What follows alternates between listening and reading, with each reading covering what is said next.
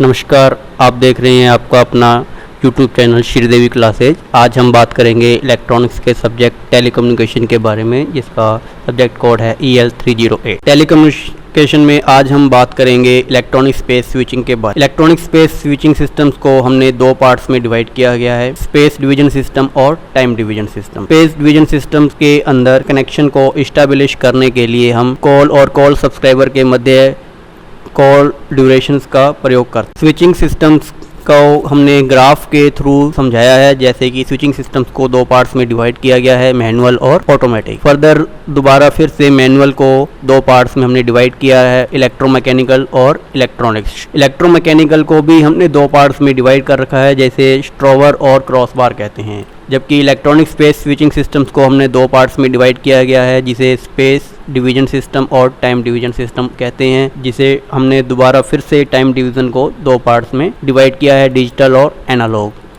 Digital को भी हमने तीन पार्ट्स में डिवाइड कर रखा है, स्पेस स्विच, टाइम स्विच और कॉम्बिनेशन स्विच। अब हम बात करेंगे स्टोर्ड प्रोग्राम कंट्रोल सिस्टम के बारे में। मॉडर्न डिजिटल कंप्यूटर में स्टोर्ड प्रोग्राम कॉन्सेप्ट्स का यूज किया जाता है। यह एक प्रोग्राम होता है या इंस्ट्रक्शंस का एक सेट होता है, जिससे कंप्यूटर में मेमोरी में डेटा को स्टोर करने के लिए, डेटा को एग्जीक्यूट करने के लिए प्रयोग में लिया जाता है।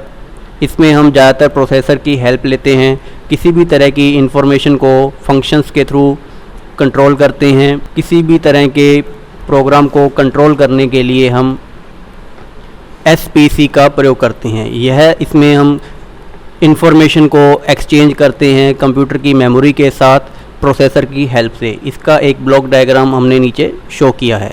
इसमें हमने SPC एक्सचेंज को लाइन कंट्रोल और ट्रंक कंट्रोल के साथ इंटरलिंक करके शो किया है, और जिसे हम मेंटेनेंस कंट्रोल और एंसिलरी कंट्रोल के द्वारा भी एक्सचेंज करते हैं इंफॉर्मेशन को। अब हम यदि SPC को इमीडिएटली प्रोग्राम के थ्रू कंट्रोल करना चाहते हैं यूजर के जरिए, तो हम निम्न कॉन्सेप्ट को फॉलो करेंगे, जैसे CCS, centralise maintenance, automatic diagnose, interactive human machine interface.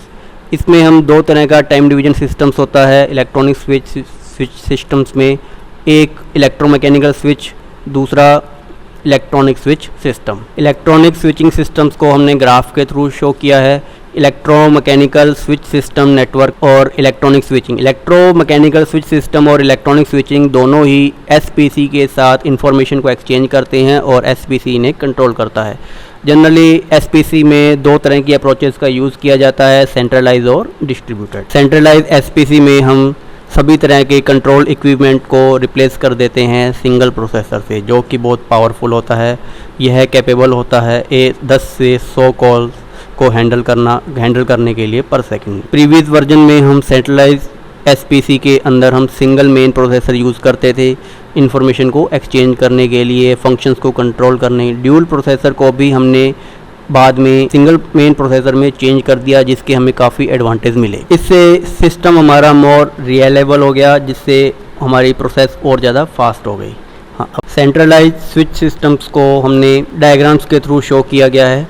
इसमें मेन प्रोसेसर है, जो कि single distributor, scanner, maintenance console, memory और सेकेंडरी स्टोरेज के साथ कनेक्ट है। सिंगल डिस्ट्रीब्यूटर को भी हमने 2 लाइंस के साथ कनेक्ट किया है, और स्कैनर इंफॉर्मेशन को गेन कर रहा है फ्रॉम लाइंस के थ्रू। ड्यूल प्रोसेसर के आर्किटेक्चर को हम 3 मोड्स में कॉन्फ़िगर करते हैं, standby mode, synchronous duplex mode और load sharing mode. Standby mode, इसमें हम दो प्रोसेसर्स को प्रेजेंट में इम्प्लाई करते हैं, और एक प्रोसेसर इसमें एक्टिव होता है तो दूसरा प्रोसेसर स्टैंड बाय मोड पर होता है। The processor in the standby mode is use as a backup. जो प्रोसेसर स्टैंड बाय मोड पर गया है उसे हम बैकअप के लिए यूज़ में लेते हैं, और जबकि दूसरा एक्टिव प्रोसेसर है वो एक तरीके से फेल हो जाता है थोड़े टाइम के लिए। इस मोड में हम सेकेंडरी स्टोरेज को हम इंफॉर्मेशन में this mode of exchange use as a secondary storage common to both the processor.